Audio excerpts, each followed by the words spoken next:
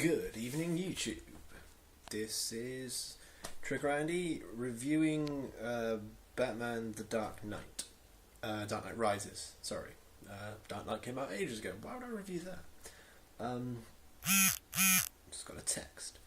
Obviously, Dark Knight Rises has been out for a while, but I didn't think about doing reviews up until my last one on The Amazing Spider-Man. So, The Dark Knight Rises. What can I say about this film? It was an amazingly awesome film. It genuinely surprised me how good it was. The acting was brilliant. The storyline was well developed. As a pretty diehard Batman fan, there were a couple of things that I wasn't really happy with, but overall the film was really good, and the way they tied everything in with bits of The Dark Knight and bits of Batman Begins, I thought that was very well done. A couple of problems I had, obviously, Bane for a start.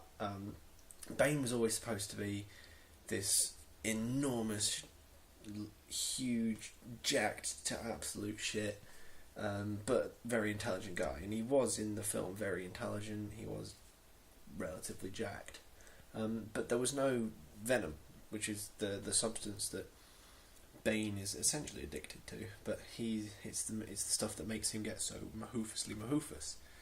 Without it, he's just this little weeny bitty guy.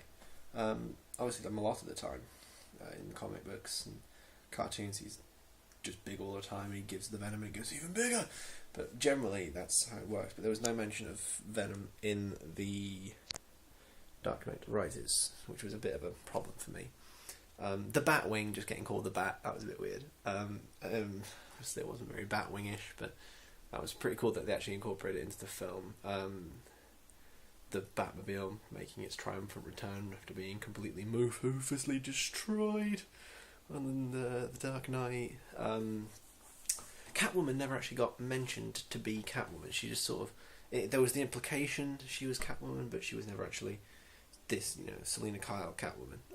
That was never there. There was, little hints every now and again just to make us think that she's Catwoman, but it was never said outright, which I think if they'd have just said it once, it would have been a lot clearer for people who aren't big diehard Batman fans. But it is an amazingly awesome film. If anyone hasn't seen it yet, go and see it.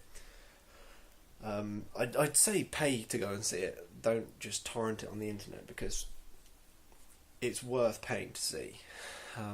It's worth paying to see several times. I'd definitely go and see it again if I had any friends. But yeah, it did leave me a little bit addicted. Like Bane, there's the scene that everyone that's seen it will recognise, where there's the whole just Bane kicking the shit out of Batman basically, and Batman's last little attempt, and the whole "I was wondering what was going to break first, your spirit or your body." That whole thing, I that was a bit cheesy, I thought, but it gets stuck in your head. I saw Jack Howard talking about it, and I did the exact same thing. I was staring at a mosquito biting my arm, and I just said, "I was wondering what was going to break first, your spirit or your body," and then hit it. And I've just been doing it ever since. Every time someone mentions The Dark Knight Rises, I do the little jokey thing, and I got told that I did a good impression, but I just do what I think's funny.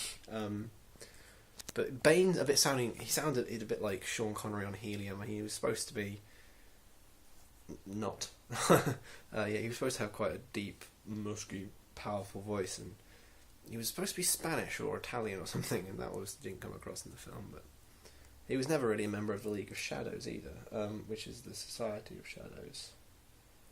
In the comic books, or the League of Assassins, there's a bunch of different names, but I don't think it was ever called the League of Shadows or whatever.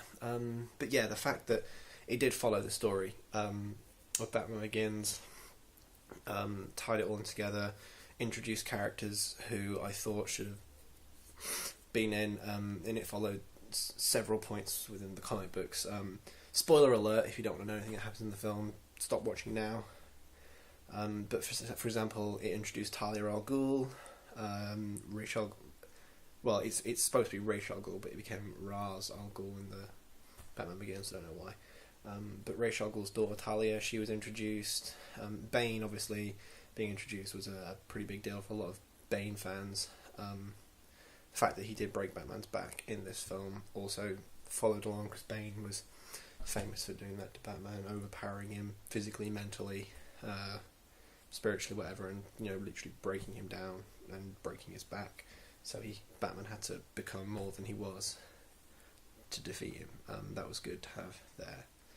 And obviously, discovering the backstory for Ra's al Ghul was cool as well, finding out that Talia was the girl to escape the pit, and that I just generally thought it was an amazing film. So yeah, go and see The Dark Knight Rises. Paid to go and see it, because it's definitely worth it. Bane's very hard to understand at times. You really have to listen to what he says, but overall, it's a great film. My next film review is going to be on Ted, which I saw a few weeks ago with my friend and colleague Becky from work, and one of her friends, Nick, which is again a very good film. So that's my next review, and I'll have another video,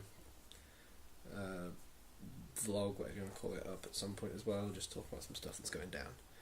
So thanks for watching, everyone. Like, rate, subscribe, share, comment, the whole shebang. Thanks again. Watch the Batman Dark Knight Rises. If you haven't seen The Dark Knight or Batman Begins, watch those first, obviously. And stay safe.